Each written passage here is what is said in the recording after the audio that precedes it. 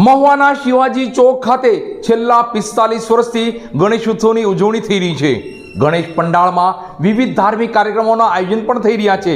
તો ચાલો lead Mahuva news ચેનલના ડિજિટલ માધ્યમથી આપણે શિવાજી ચોકના રાજાના દર્શન કરીએ। લોકવાયકા અને જયપ્રકાશભાઈ રાઠોડના કહેવા મુજબ સૌરાષ્ટ્ર પંથકમાં અહીં પહેલીવાર ગણેશ ઉત્સવની ઉજવણી કરવામાં આવી હતી। મહુવા શહેર સહિત ગુજરાત અને દેશભરમાં ગણેશ ઉત્સવને લઈ ઉત્સવ જેવો માહોલ સર્જાઈ રહ્યો છે। તો ગણેશ ભક્તો પણ નિત નવા ધાર્મિક કાર્યો કરી પોતાનો ભાવ વ્યક્ત કરી રહ્યા છે। ત્યારે આજે આપણે મહુવા શહેરના મુખ્ય ગણાતા એવા શિવાજી ચોકના રાજા વિઘ્નહર્તા દેવ ગણેશજીના દર્શન કરી ધન્યતા અનુભવીએ। મહુવા શહેરના શિવાજી ચોક ખાતે છેલ્લા 45 વર્ષથી હર્ષો ઉલ્લાસ સાથે ભવ્ય રીતે ગણેશ ઉત્સવની ઉજવણી કરાઈ રહી છે। ત્યાંના મુખ્ય એવા જયપ્રકાશભાઈ રાઠોડના જણાવ્યા મુજબ અહીં વર્ષોથી ગણેશ ઉત્સવ અંતર્ગત વિવિધ ધાર્મિક કાર્યક્રમોના આયોજન પણ થઈ રહ્યા છે, જેમાં વિદ્વાન બ્રાહ્મણો દ્વારા અને સેવક સમુદાયના સથવારે મહાયજ્ઞ, મહાપૂજા, મહાઆરતી તો મહાઅન્નકૂટનું પણ વિશેષ આયોજન હર વર્ષે થાય છે। હર વર્ષે હજારો ગણેશ ભક્તો પૂજન અર્ચન અને દર્શનનો લાભ પણ લે છે। આ વર્ષે પણ પરંપરાગત રીતે વિવિધ ધાર્મિક કાર્યક્રમોના આયોજન પણ અહીં થઈ રહ્યા છે। શિવાજી ચોકના સેવક સમુદાય દ્વારા પણ પૂરતો સાથ, સહકાર અને સહયોગ આપી આ ભવ્ય ગણેશ ઉત્સવના સાક્ષી બની ધન્યતા અનુભવી રહ્યા છે। આ વર્ષે પણ શિવાજી ચોક ખાતે ગણેશજીના પંડાળમાં વિવિધ સુશોભન કરાયા છે અને રોજે ફૂલહાર દ્વારા પણ સુશોભન થઈ રહ્યું છે। આપણી સનાતન પરંપરામાં ગણેશજીની ઉપાસનાનું અનન્ય મહત્વ રહેલું છે। સૃષ્ટિમાં 5 તત્વો છે, જેમાં આકાશ, વાયુ, તેજ, જળ અને પૃથ્વી। અને આ પૃથ્વી તત્વનો જો કોઈ દેવ હોય તો એ ગણેશજી છે। એટલે પૃથ્વીના મુખ્ય ગણાતા દેવ એ ગણેશજી છે। વિઘ્નહર્તા દેવ પણ ગણેશજી છે। પ્રથમ પૂજની દેવ પણ ગણેશજી છે। એટલે સુખ શાંતિ, ધરતી, સૃષ્ટિની ગણેશજી વગર કલ્પના કરવી તે નિરર્થક છે। તો ચાલો આજે આપણે લીડ મહુવા ન્યૂઝ ચેનલના ડિજિટલ માધ્યમથી ઘરે બેઠા મહુવાના શિવાજી ચોકના રાજાના દર્શન કરી જીવનમાં સુખ શાંતિનો વધારો કરીએ।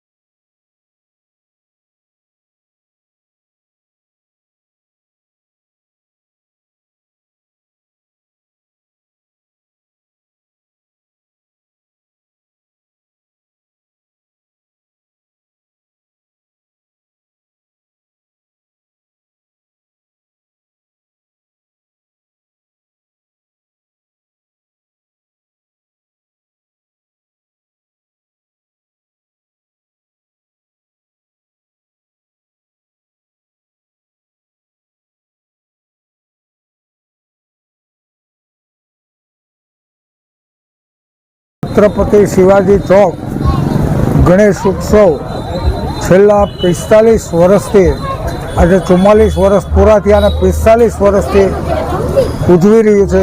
એ પહેલાં તો અમારા શિવાજી ચોકના ગણપતિજીની અમારી પર અસીમ કૃપા છે. આ વિઘ્નહર્તા દેવ દરેક વિઘ્નો પાર દૂર કરી અને અહીંયા ઉત્સવ ઘણી વખત તો અમારા મિત્રોને અમે બધા ભેગા થઈને વિચારીએ કે ભાઈ આ ઉત્સવ આવતી સાલે તો શક્ય નહીં બને, કોઈ વસ્તુની અંદર મંજૂરીની અંદર ને કંઈક આટીઘાટી કાયદાની અંદર આવે, પણ છતાંય આ ભગવાન 45 વર્ષથી સારાએ સૌરાષ્ટ્રમાં આપ જોઈ લેજો, તારીખ પણ જોઈ લેવાનું, સારાએ સૌરાષ્ટ્રમાં પ્રથમ ગણેશ ઉત્સવ થયો હોય તો મહુવાની અંદર છેલ્લો દિવસ હોય તે દિવસે અણકોટ ધરવામાં આવે છે ભગવાનને. અણકોટ પછી બટુક ભોજન કરવામાં આવે છે. સારાએ મહુવાની અંદર ગાડી ફેરવી જેટલા બટુકો આવે એ બધાને પ્રસાદી રૂપ આપીએ છીએ. તેની અંદર રાજભા ઊભા રહે. આ તો એ ચોકનો દીકરો છે, પણ દરેક ઠેકાણે ઊભા હોય. શિવાજી ચોકના મિત્રો સૌ કાર્યકરો અહીંયા પૂરતો સહકાર આપે છે. અહીંના વેપારી ભાઈઓ, અહીંયા રહેતા લારીઓ, નાના નાના લારીઓવાળા પણ અહીંયા ગમે ત્યારે એક પડકારો પડે એટલે એક હારે બધા ભેગા થઈ જાય. એટલે લારીઓવાળાનો પણ આભાર, દુકાનોવાળાનો આભાર. અહીંયા બધાય રહેતા સોસાયટીના જે એપાર્ટમેન્ટમાં રહેતા લોકો, ભાઈ ઉદયભાઈ અને એની ટીમ, આ બધાયનો અમે શિવાજી ચોક વતી ખૂબ ખૂબ આભાર માનીએ છીએ.